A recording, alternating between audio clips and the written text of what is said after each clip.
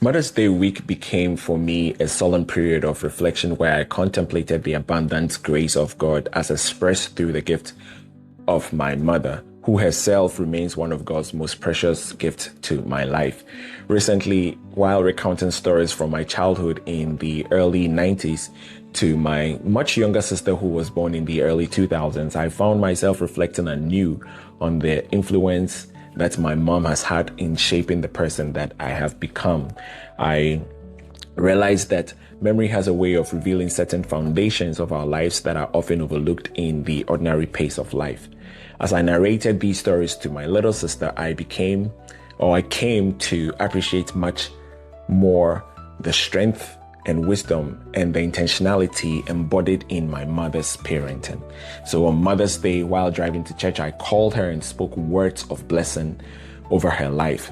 But during that conversation, I became more aware that much of the confidence, the resilience, and initiative that characterized my life were cultivated under her influence. Because as a young boy, she entrusted me with responsibilities beyond what many will consider age appropriate, because I recall preparing surprisingly complex meals at an early age just because she believed in my capacity.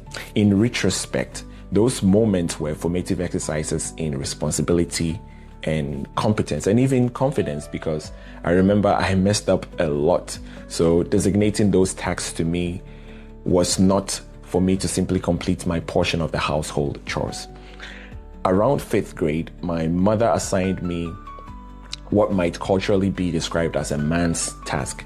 And whilst speaking to a visiting friend, Sister Joa in Chi, she remarked, "It is good to have a man in the house." I think she must have spoken that casually, but that sat with me in that moment, because in that instance, something awakened in me. Her words called me into becoming something that I presently wasn't. And from that point forward, I always felt compelled to show up and take initiatives. This reflection naturally drew my mind to the account of Jesus at the wedding in Cana in Galilee in John chapter 2, verse 1 to 11. Scripture presents an intriguing moment of maternal influence within the unfolding ministry of Jesus Christ. When the wine ran out, Mary informed Jesus that there was no more wine in John chapter 2, verse 3. And Jesus responded by saying, "Woman, why do you involve me in this? My hour has not yet come." By which he meant that his public messianic ministry had not yet fully commenced.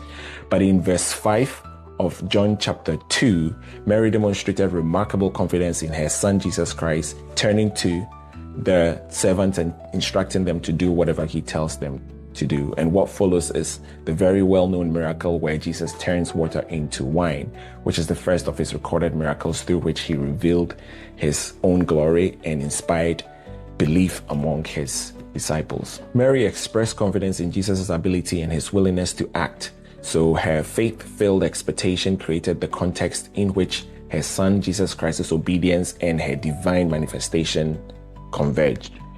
And this is a lesson many of us parents can learn. In the past week, this event captured in John's Gospel resonated so much with my own experience.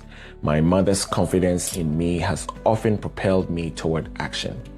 Becoming a parent myself, I have come to believe that God often uses human instruments, particularly parents, to nurture children's identity, their character, and their purpose. So this week, my prayer has been that the strength, love, and confidence exchanged between my mom and I would ultimately and continually glorify our Father in heaven. Mothers are one of God's great gifts to humanity, and they are worth being honored.